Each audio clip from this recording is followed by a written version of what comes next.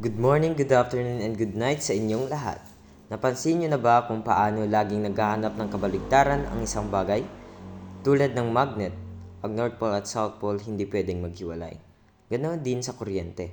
Positive at negative charge laging magkasama. Parang sa buhay, di ba?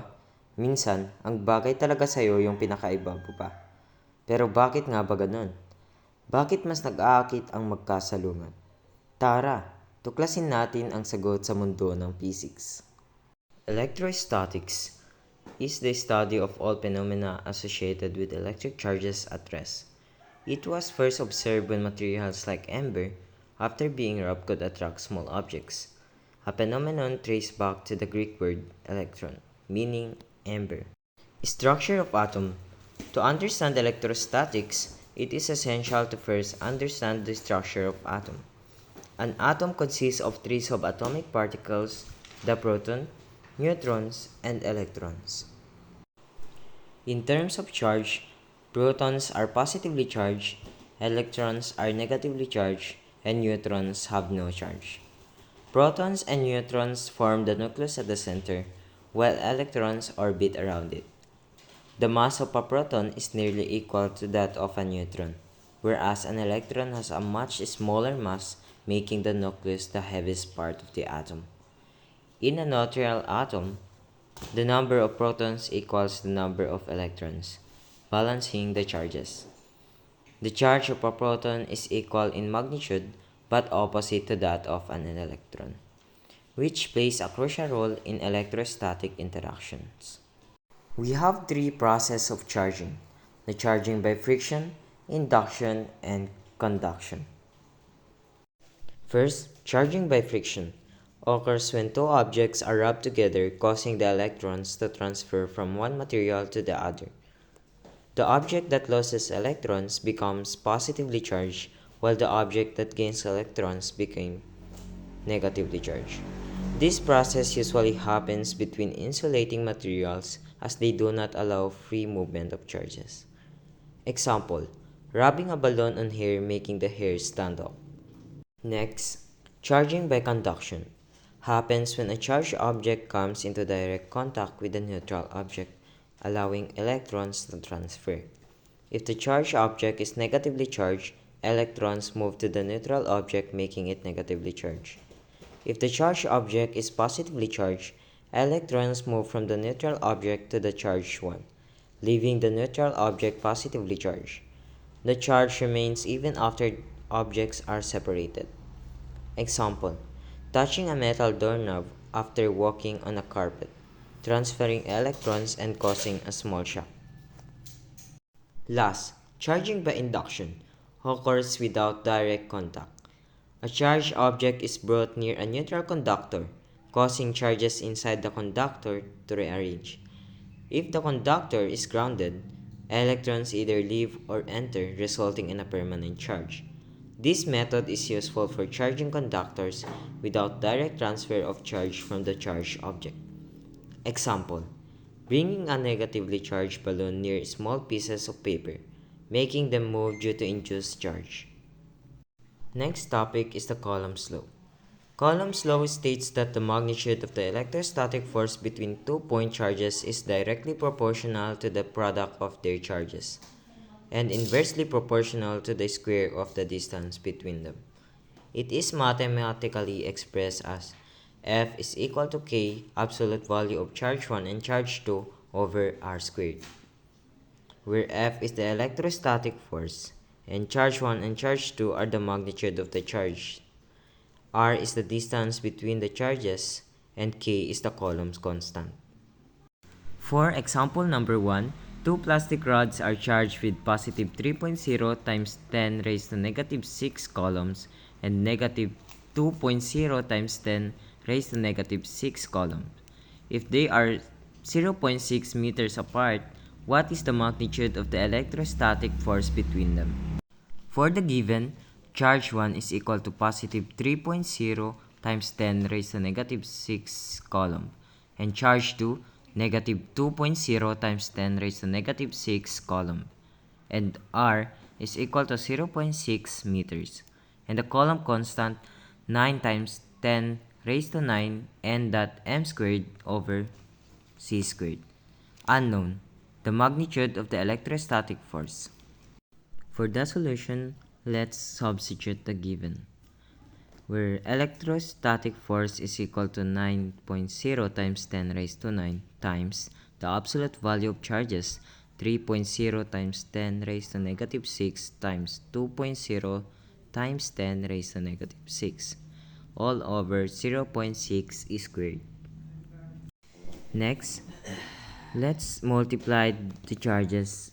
3.0 times 10 raised to negative 6 times 2.0 times 10 raised to negative 6, which is equivalent to 6.0 times 10 raised to negative 12. And also squared the 0.6, which is equivalent to 0.36. And after you divide 6.0 times 10 raised to negative 12 over 0.36, proceed on multiplication. The 9.0 times 10 raised to 9 times 1.67 times 10 raised to negative 11. So the answer would be 0.15 Newton. The force is 0.15 Newton and is attractive because the charges are opposites.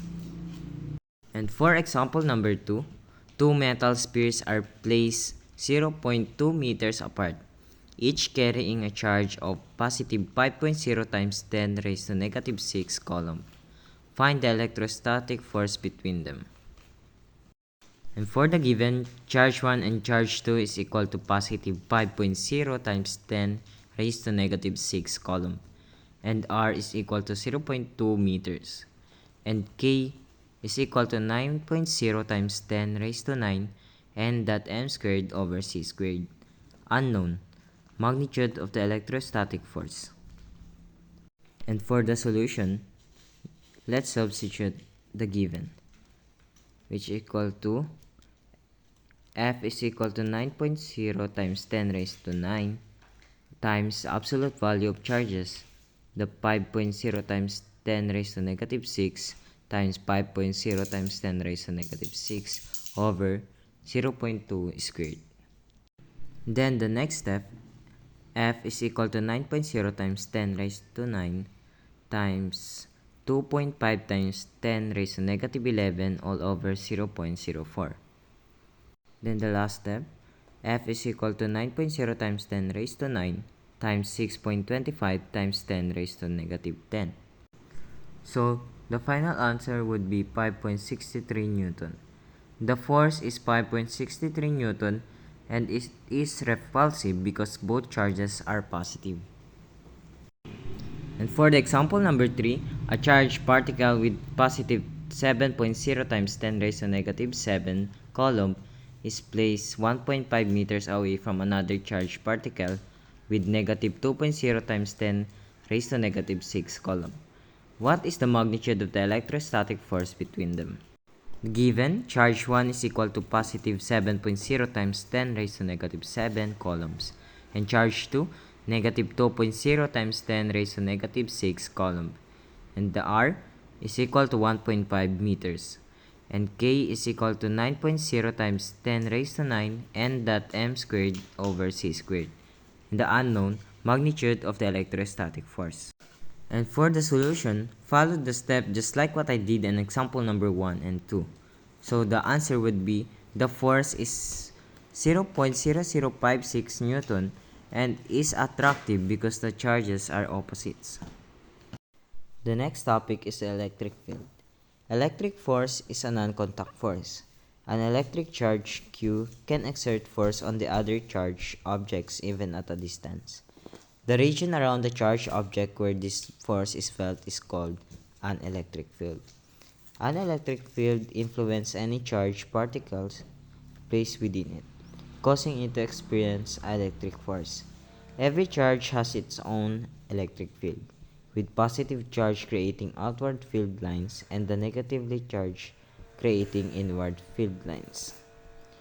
It is mathematically defined as electric field is equal to K absolute value of charge over R squared, where E is the magnitude of the electric field, K is the Coulomb constant, Q is the magnitude of the charge creating the field, and R is the distance from the charge. For example number 1, what is the electric field at a distance of 0.3 meter from a charge of positive 5.0 microcoulombs? For the given, charge is equal to positive 5.0 times 10 raised to negative 6 coulomb. R is equal to 0.3 meter and K is equal to 9 times 10 raised to 9 n dot m squared over c squared. Unknown, the electric field. For the solution, let's substitute the given. So electric field is equal to 9.0 times 10 raised to 9 n dot m squared over c squared times the absolute value of 5.0 times 10 raised to negative 6 coulomb over 0.3 squared. Then proceed on multiplication and division. So electric field would be 500,000 Newton over coulombs. For example number 2, determine the electric field at a distance of 1.2 meter from a charge negative 3.0 microcoulomb. For the given, charge is equal to negative 3.0 times 10 raised to negative 6 coulomb. R is equal to 1.2 meter and the coulomb constant is equal to 9 times 10 raised to 9 n dot m squared over c squared. And the unknown is electric field. And for the solution, substitute the given and proceed on multiplication and division. So the final answer would be electric field is equal to 18,750 Newton over coulomb. For example number 3, find the electric field at a distance of 0.8 meter from a charge of positive 4.5 microcoulomb. Given, charge is equal to positive 4.5 times 10 raised to negative 6 coulomb and R is equal to 0.8 meters and K is equal to 9 times 10 raised to 9 n dot m squared over c squared.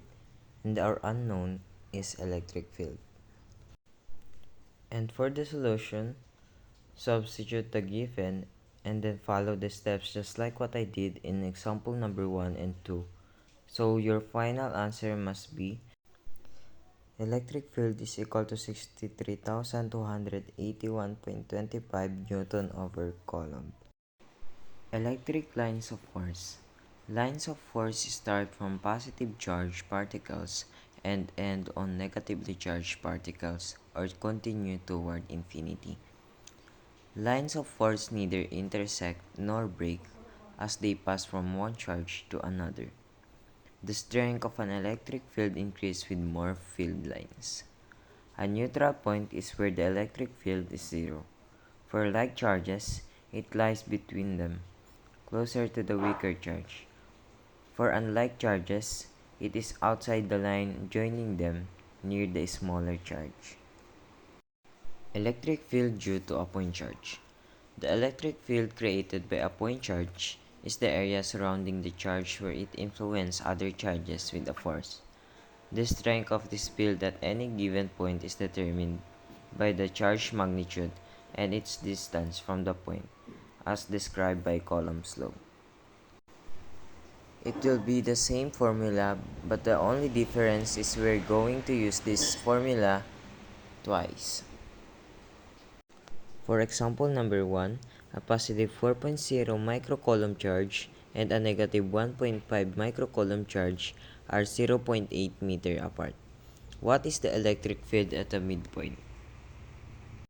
Given, charge 1 is equal to positive 4.0 times 10 raised to negative 6 coulomb and charge 2 is equal to negative 1.5 times 10 raised to negative 6 coulomb and the distance is 0.8 meter and our R is equal to 0.4 meter and K is equal to 9 times 10 raised to 9 n dot m squared over c squared, and our unknown is the electric field. And for the solution, let's substitute the given. And just like what I said, we're going to use the formula twice because we have the charge 1 and charge 2 and our distance is divided by 2. So E1 is equal to 9.0 times 10 raised to 9 times the absolute value of 4.0 times 10 raised to negative 6 over 0.4 squared. And that would be equal to 225,000 Newton over Coulomb. And E sub 2 is equal to 9.0 times 10 raised to 9 times the absolute value of 1.5 times 10 raised to negative 6 over 0.4 squared. And the answer is E sub 2 is equal to 84,375 Newton over Coulomb. And for the E sub net or E net, let's add E sub 1 and E sub 2 since we have a positive and negative charge. So the answer would be 309,375 and over C. For example number 2, a positive 5.0 microcoulomb charge and a positive 2.0 microcoulomb charge are 1.2 meter apart. What is the electric field at the midpoint? So for the given, charge 1 is equal to positive 5.0 times 10 raised to negative 6 coulomb, and charge 2 is equal to positive 2.0 times 10 raised to negative 6 coulomb, and distance is equal to 1.2 meter, and r is equal to 0.6 meter. And our Coulomb constant is equal to 9.0 times 10 raised to 9 and that m squared over c squared. Unknown electric field. And for the solution, let's solve for the E sub 1 and E sub 2. E sub 1 is equal to 9.0 times 10 raised to 9 times the absolute value of 5.0 times 10 raised to negative 6 over 0.6 squared. And the answer would be 125,000 Newton over Coulomb. And for the E sub 2 is equal to 9.0 times 10 raised to 9 times the absolute value of 2.0 times 10 raised to negative 6 over 0.6 squared. And the answer would be E sub 2 is equal to 50,000 Newton over Coulomb. And for the E net, let's subtract E sub 1 and E sub 2 since we have both positive charges. So the final answer would be E net is equal to 75,000 Newton over Coulomb. Example number 3, a negative 6.0 microcoulomb charge and a positive 3.0 microcoulomb charge are 0.9 meter apart. What is the electric field at the midpoint? For the given, charge 1 is equal to negative 6.0 times 10 raised to negative 6 coulomb, and charge 2 is equal to positive 3.0 times 10 raised to negative 6 coulomb, and distance is equal to 0.9 meter, and r is equal to 0.45 meter, and our Coulomb constant is equal to 9.0 times 10 raised to 9 and that m squared over c squared, and our unknown is electric field. And for the solution, let's substitute the given and solve for the E sub 1 and E sub 2. Just like what I did in example number 1 and number 2. And solve for the E net. So the final answer for E net would be 400,000 Newton over Coulomb. Next topic is the capacitors in series connection. Capacitors are arranged in series when they are connected end to end, allowing the same charge to flow through each one. In this configuration, the overall capacitance is lower than the smallest individual capacitor in the series, and the total voltage is divided among the capacitors according to their capacitance values. The total capacitance of a series circuit is determined using the reciprocal formula 1 over C total is equal to 1 over C sub 1 plus 1 over C sub 2 plus 1 over C sub 3 and etc. For example number 1, a circuit has 3 capacitors connected in series with values 5.0 microfarads, 10 microfarads, and 20 microfarads. What is the total capacitance of the system? So for the given, we have the capacitor 1 is equal to 5 microfarads and the capacitor 2, 10 microfarads, and for the capacitor 3, 20 microfarads. and we're using the reciprocal formula. Unknown is the total capacitance.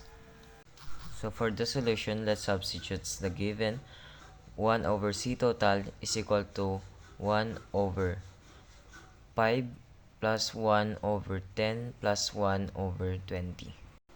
Then divide, then proceed to addition. So C total is equal to 1 over 0.35 or equal to 2.86 microfarads.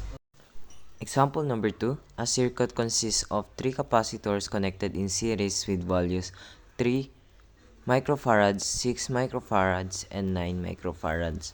Find the total capacitance. Given, capacitor 1 is equal to 3 microfarads, capacitor 2 is equal to 6 microfarads, and capacitor 3 is equal to 9 microfarads. And we're using the same formula and find for the total capacitance. And for the solution, let's substitute the given. So 1 over C total is equal to 0.33333 plus 0.1667 plus 0.1111. So, and proceed to addition. C total is equal to 1 over 0.6111 or equal to 1.64 microfarads. Example number 3. 3 capacitors of 4 microfarads, 8 microfarads, and 16 microfarads are connected in series. Determine the total capacitance. So the given is capacitor 1 is equal to 4 microfarads, capacitor 2 is equal to 8 microfarads, and capacitor 3, 16 microfarads. And still we're using the same formula and find for the total capacitance. And for the solution, let's substitute the given values. 1 over C total is equal to 1 over 4 plus 1 over 8 plus 1 over 16. And proceed on division. So that would be 0.25, 0.125, and 0.0625. And proceed on addition. So that would be C total is equal to 1 over 0.4375 or equal to 2.29 microfarads. Next topic, capacitors in parallel connection. Capacitors are arranged in parallel when their terminals are connected to the same two nodes, ensuring that each capacitor has the same voltage across it. In this configuration, the total capacitance is the sum of all individual capacitances, resulting in an equivalent capacitance greater than any single capacitor in the circuit. The total capacitance is determined using the formula C total is equal to capacitor 1 plus capacitor 2 plus capacitor 3, and etc. So for example number 1, 3 capacitors of 8 microfarads, 12 microfarads, and 20 microfarads are connected in parallel. Find the total capacitance. So our given is capacitor 1 is equal to 8 microfarads, capacitor 2 is equal to 12 microfarads, and capacitor 3 is equal to 20 microfarads. And the formula, C total is equal to C sub 1 plus C sub 2 plus C sub 3. Unknown is the total capacitance. And for the solution, simply substitute the given values. So C total is equal to 8 microfarads, 12 microfarads, and 20 microfarads. So that would be C total is equal to 40 microfarads. Example number 2, 3 capacitors of 3 microfarads, 7 microfarads, and 10 microfarads are connected in parallel. Find the total capacitance. Given, capacitor 1 is equal to 3 microfarads, capacitor 2 is equal to 7 microfarads, and capacitor 3 is equal to 10 microfarads. And formula C total is equal to C sub 1 plus C sub 2 plus C sub 3. And our unknown is the total capacitance or the C total. And for the solution, simply substitutes the given. C total is equal to 3 microfarads plus 7 microfarads plus 10 microfarads. So the final answer would be C total is equal to 20 microfarads. Example number 3. Three capacitors of 6 microfarads, 9 microfarads, and 15 microfarads are connected in parallel. Find the total capacitance. Given, capacitor 1 is equal to 6 microfarads, capacitor 2 is equal to 9 microfarads, and capacitor 3 is equal to 15 microfarads. Formula: C total is equal to C sub 1 plus C sub 2 plus C sub 3.